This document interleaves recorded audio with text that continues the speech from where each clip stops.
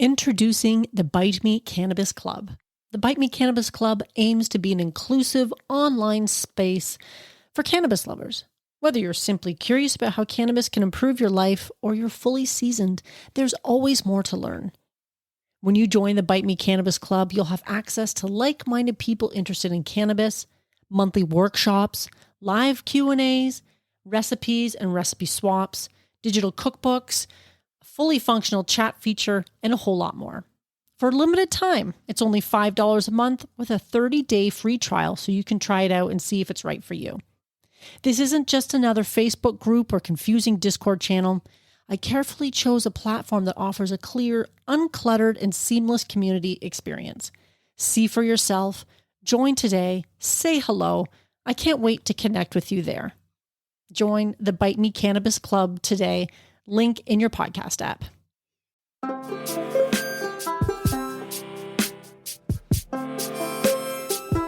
And welcome back. In this week's episode, we're doing an infused face oil that you're going to absolutely love.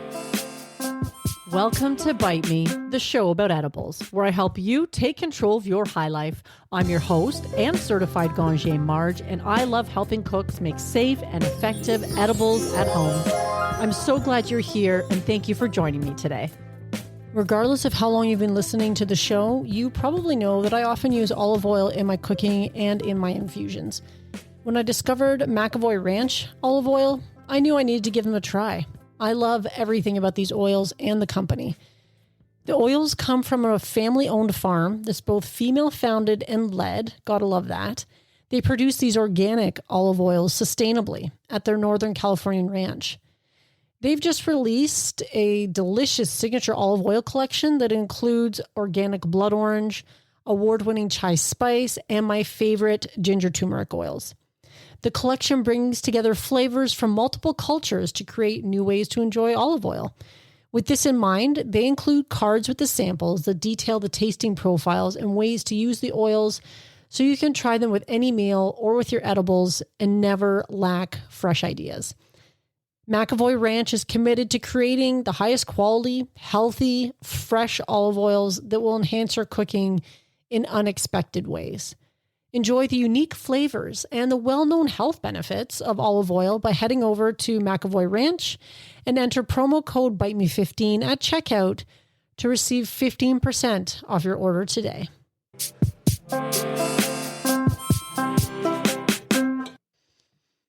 Welcome back, my friends. Thank you for joining me for another week. If you've been following along for a while, your support means so much to me. And if you're new here, you're in for a treat this week. You're in for a treat every week, literally, because this is a show about edibles. But this one is not an edible that you're going to ingest. It's an edible, I guess, that you're going to slather on your skin and just look and feel better. Just by the association of having cannabis on your face. Now, I've been using face oils for quite some time. I'll get into that in a minute, but before we do, there's a couple things I want to cover. First of all is a review. Yes, I got another review recently, and I love getting these because it really makes me feel like there are people with names attached to them out there listening. And this review is entitled Phenomenal. Marge, you are an absolute inspiration. Your open-minded approach is exactly what this industry needs. Your ethics-forward approach used to relay your message allows for an easy approach to the regulated market, DIY cannabis experiments, and creates a passion to share what we all learn as this industry is ever evolving. Looking forward to many more episodes. And that comes from Mickey Double D $ from Canada. Thank you so much for sharing that review. If you haven't left one yet, consider leaving a review if you're so moved by something like that. It really does help make the show more discoverable. Podcasts are growing in popularity, as you probably know, because if you're listening to this, I'm sure you consume other wonderful podcasts as well. And it can really help a podcast to stand out when it has great reviews behind it. And so far, I have amazing reviews from my listeners, which just says a lot about the people listening to this show, that you guys are all cool. You're all cool people. And those are the kind of listeners I like to have under this umbrella of Bite Me the Show About Edibles, where we are all here to learn and to grow and to take control of our high life.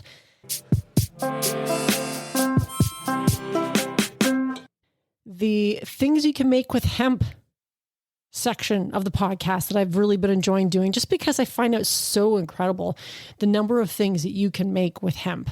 I mean, seriously, it's kind of mind-blowing. And this week, the thing you can make with hemp, and yes, I'm speaking very slowly and deliberately to really create a sense of anticipation, are batteries.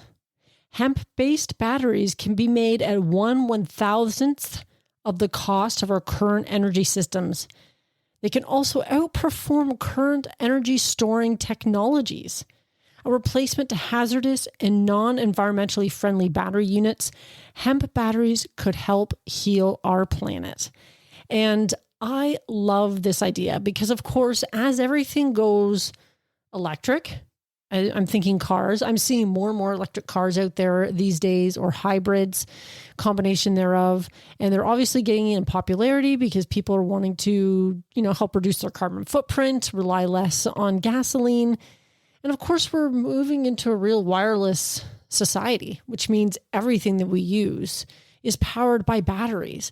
But we don't often stop to think about the impact that these batteries have. I used to really, really want an electric car myself. Okay. I used to really want a Tesla because it seemed like, well, for one, they seem to have some pretty cool design features. They're really sleek, futuristic looking. They're attractive cars, way out of my budget. Podcasting does not yet pay off that well.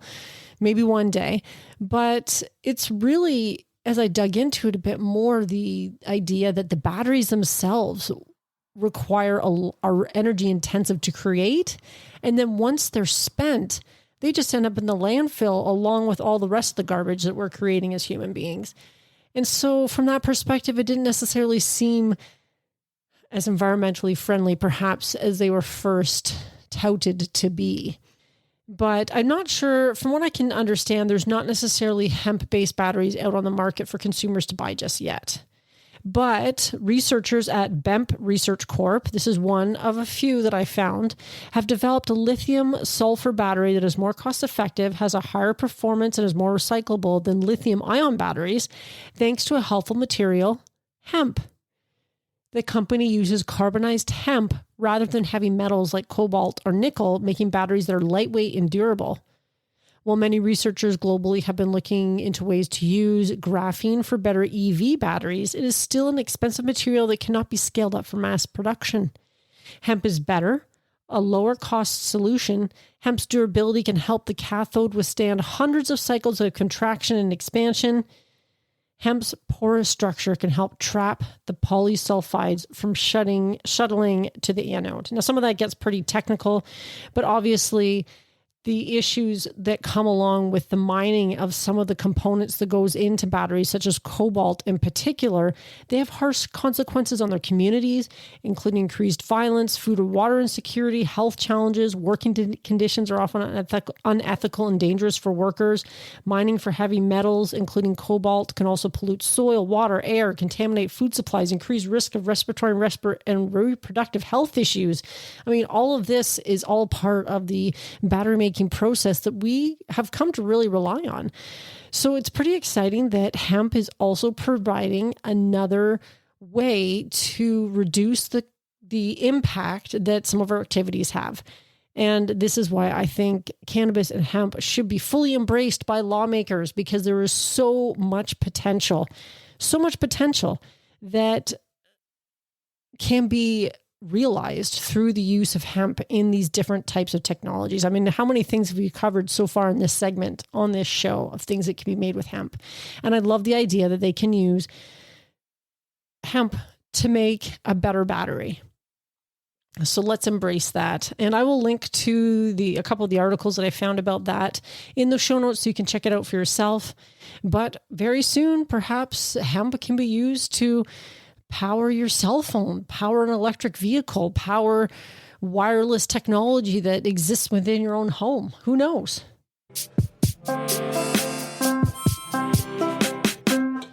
This week's recipe. Now, not really a recipe in the traditional sense, because obviously most of the recipes I do on here, most, but not all. I've done several body care recipes before.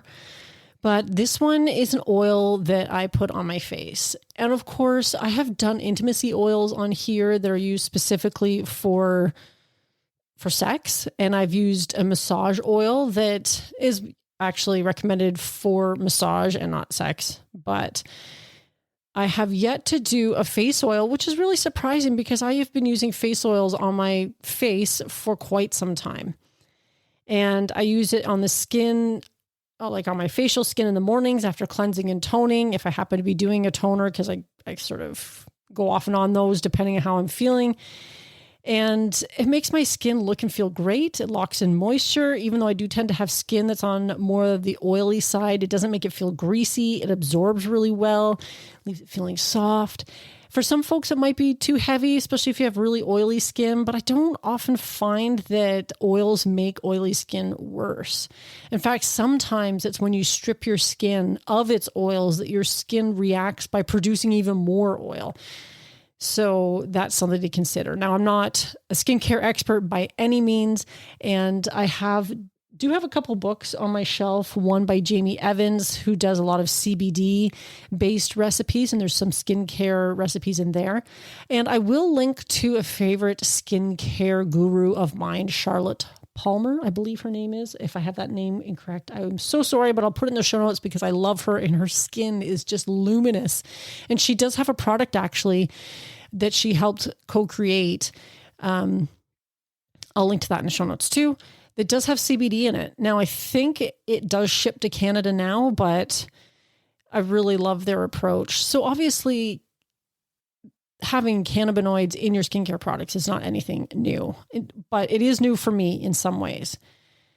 So if this is something that you might be interested in, it's a super simple recipe. So what I was doing for quite a while was I was using something called the Everyday Oil. And I actually used the same bottle of it. I loved it enough to go from buying like the 30 ml bottle when I first started out, or however large it wasn't very large, to a much larger bottle. But then the store I was buying it from stopped carrying it. And then that same store also went out of business, which was really sad because I did like to frequent that store. And I was running low on this Everyday Oil. And I needed an alternative because I couldn't pick it up where I used to.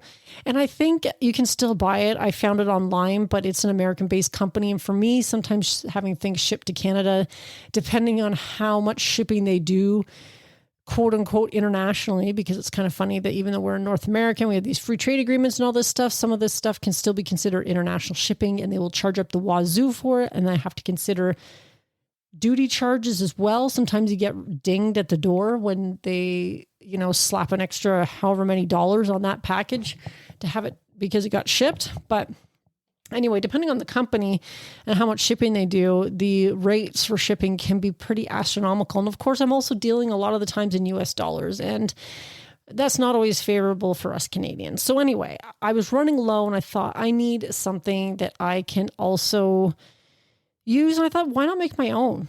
I mean, the Everyday Oil is a lovely oil. It's a simple collection of organic oils and essential oils. And I thought I could reproduce something similar for myself. And then I could also add some infused ingredients so that I could reap the benefits of the cannabinoids on my skin. And I did a quick search because I didn't really do this before I made the oil myself, but I've been using it for quite some time now, like I said, a few months at least, because a little bit goes a long way, of course. But some of the internet research that I found suggested that cannabis topically applied to the skin can have a few different benefits, including locking in moisture, and it helps plump the skin so skin appears smooth, youthful, and radiant. I mean, maybe I feel like my skin feels smooth, youthful, and radiant some of the time, depending on how good of a sleep I got the night before. It's really dependent on if I was having some drinks. Drinks are often terrible for your skin and can make you look kind of puffy. Weed doesn't do that, of course, but genetics also helps a lot too. But it also balances the sebum production to control oily or acne-prone skin. When applied topically, it quickly penetrates in pores, so it's less likely to cause congested skin. And I do find, at my age, I'm not really getting acne anymore, but I do occasionally get the odd breakout. But for the most part, I don't find my skin feels overly oily. Pardon me. And I've been dealing with oily skin my entire life. I was going to say adult life, but even as a teenager, I had pretty oily skin.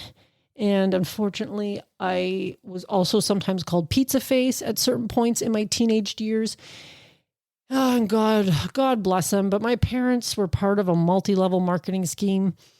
For those of you who remember Amway, or perhaps had a loved one or someone close to you Involved in Amway, which then became Quickstar for a bit, which then also reverted back to Amway. Well, my parents were pretty involved in that. They actually made some money from it too. And I will say a lot of the products, of course, I'm probably totally biased, but a lot of the products did have a concentration. They had a lot of concentrated products so that you could sort of make them go farther, dilute them and that kind of thing, and an environmental consciousness about them. So they tried to use ingredients that wouldn't, pollute your waterways when you're washing it down the drain and all that kind of thing, which I really do think was ahead of its time at the time. But my mom liked to buy the skincare products that was designed by this company that were not geared to teenage skin dealing with a lot of breakouts. It was for probably more mature skin. My mother had me at the age of 37 years old, which back then was not common. She was never married before, and she had met my father. So it was super uncommon for people back then to have kids at a really late age in life. Now it's like nobody blinks an eye if you do that.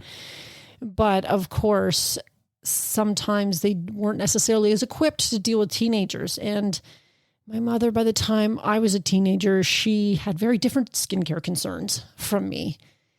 And I did go through a lot of years using Amway Artistry skincare products when I should have been using, I don't know, Neutrogena, whatever the heck the popular shit was back in the day. Clean and Clear. I forget. I still see some of those at the drugstore. Luckily, I kind of grew out of it and I didn't suffer really any acne scars. And I feel pretty fortunate to have pretty nice skin now. But a lot of it's because of some of those facial oils I use. The last thing it also says, some of the stuff that I found online suggested that cannabinoids in your skincare can also calm skin redness, itching, or flaky skin associated with inflammatory skin conditions. Now, I do recall Andrea from Reveal Cannabis suggesting in her From the Expert segment and from the podcast episode that I did with her and Corinne of the Cannabis Coaching Institute that she infuses a big vat of olive oil and keeps it in her kitchen so that it can be applied topically for things like bug bites and itchy skin and that kind of thing. So that checks out. So after all that, it only seemed natural that I include some cannabis in my formulation because I use it topically on my chronically sore back with wonderful results. Some mornings my back is so goddamn stiff when I'm first getting up. And one of the first things I do is I get up and usually after I have my shower in the morning, I will put a very generous amount of infused topical. Actually, the one that I made for this show a long time ago as the recipe sent to me by a listener, Tracy.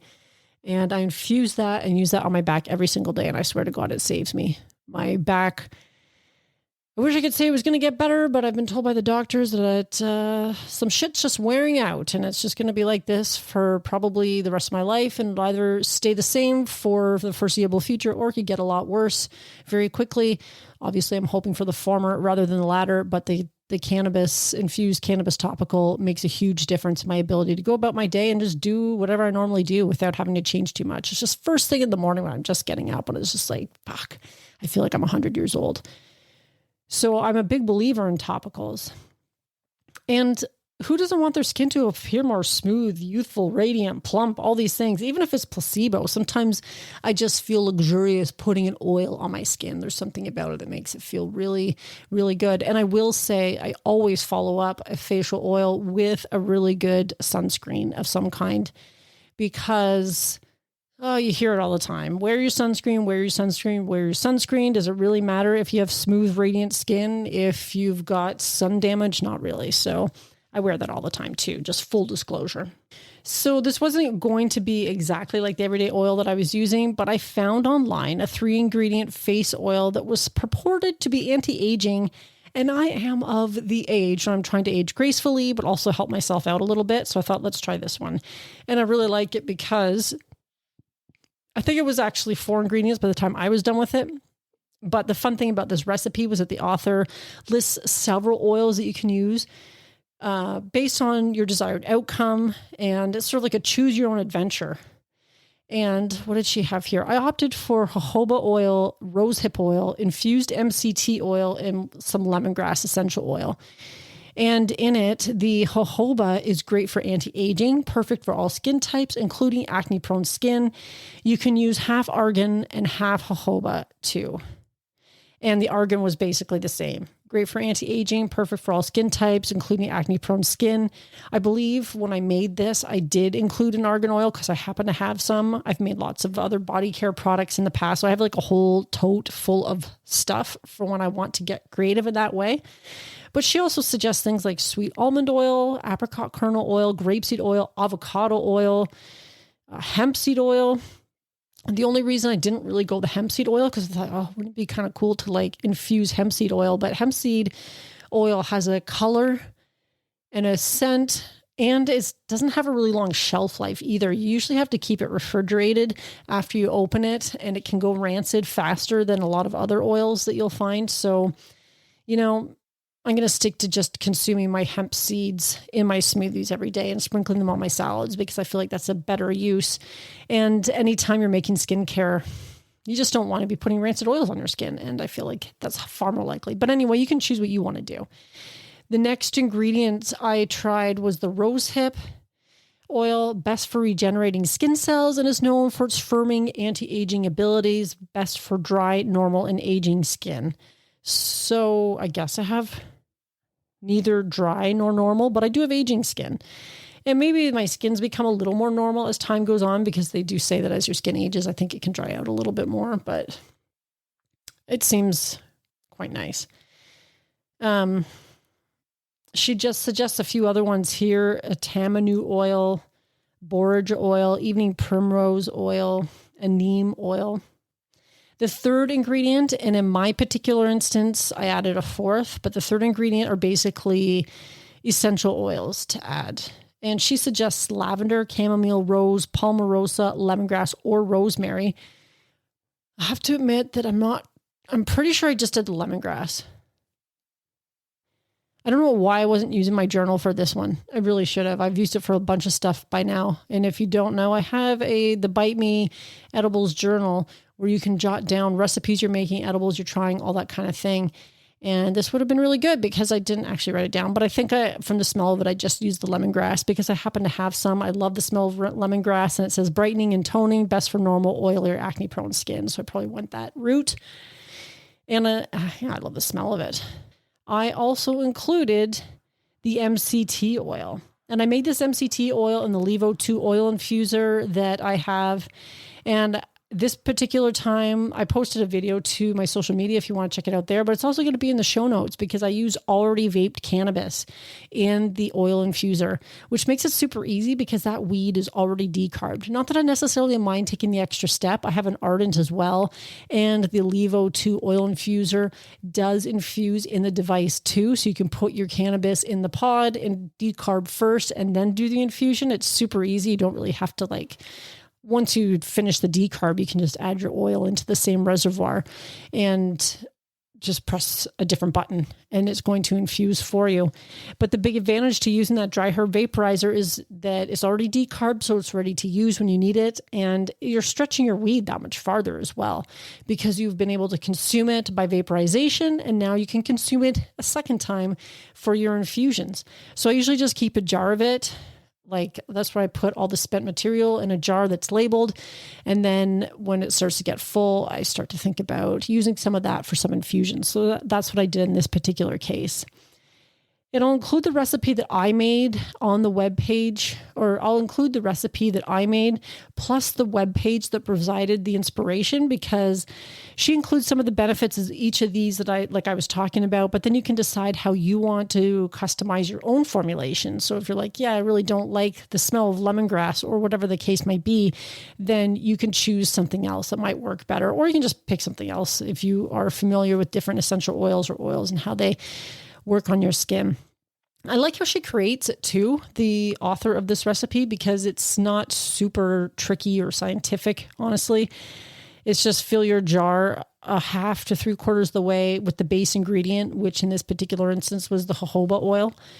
And then you add it to almost full with the second ingredient, which in my case was the rosehip oil.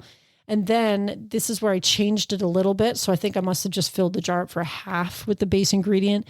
But then you fill it close to the top with the third one, which in my case was the infused MCT oil. And then I finish it off with a little bit of the lemongrass for some nice scent and the brightening aspects of that as well. And that's pretty much it. I'd use the same jar, the same bottle for the everyday oil for this particular one, and it worked really great. But any kind of glass jar with a dropper top would be quite nice for this. And I always prefer glass too, because it just seems that much more luxurious, doesn't it?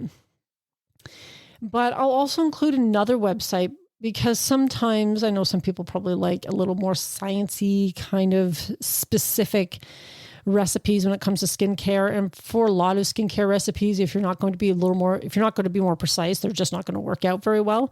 But there's a website that I've used many times over the last few years called Humble and Me. I think she's actually a Canadian content creator, but she has a whole website full of different formulations for all kinds of stuff. Skincare, body care, hair care, makeup. She covers it all. And I've done several of them for personal use. She does a whole bunch of stuff. It's really cool. And a lot of the ingredients that you would use for this can be sourced on Amazon or soap making supply store. I've used both. You can get really creative with this kind of stuff. You can use it on your face. Sometimes I use it on my body too. I tend to use more of a body butter on my body, which is thicker and heavier and doesn't absorb as easily, but I actually kind of like that skin feel. I know that's not for everybody, but I love it. I did actually do different body butter for Christmas gifts for people that doesn't have that sort of greasy skin feel. Also from that Humble and Me website. So, it doesn't have to be like that, but if you like this kind of thing, you'll probably love this oil. And I make a coconut oil and olive oil based body butter that my husband Chris uses as an aftershave and hair gel. So you can actually get really creative with some of these homemade body care products and how you use them. They're often not just a one use only type of thing. This could probably also work as a massage oil. You can get really creative with how you use these. But if you try it out, I would love to hear what you think and how you customize the formulation and how you tried it. And if you find it helpful, even on your face or on your skin. And if you listen to this episode and you enjoyed it and you think you know somebody, another skincare lover out there who might enjoy it, then please share it with them as well. You can always send me an email, let me know how you found it, or send a message to the podcast hotline as well. I always love hearing your voices because this is a voice medium and that sort of falls in line with that whole thing. So please don't be shy. And you can always stay up to date with news, events, questions for guests, giveaways when they come up, and all that kind of stuff with the Bite Me Edibles Enthusiast email newsletter. That helps keep these episodes timeless. And then finally, consider using the products and services on the Marge Recommends page, because that really helps to keep this show going. I am your host, Marge, and until next time, my friends, stay high. Are you tired of trying edibles that are inconsistent in strength and flavor? Attempting to figure out your tolerance? Do you want to take control of your edibles experience and find the optimum combination of factors that results in the best outcome? If so, this edibles journal is perfect for you. The Bite Me Edibles Journal provides a convenient and organized way for you to track and record your edibles experience, whether it's homemade edibles or store-bought. It includes 48 fillable pages. It's sized 8.5 by 11 for plenty of writing space, includes information on calculating the potency of homemade edibles, and it was created by an edibles expert. Whether you're a seasoned edibles enthusiast or just starting out on your cannabis journey, the Bite Me Edibles Journal is an essential tool for anyone interested in enjoying their edibles to the fullest. Take control of your high life with this convenient and helpful resource. Add it to your Amazon cart today. Tap the link in the show notes.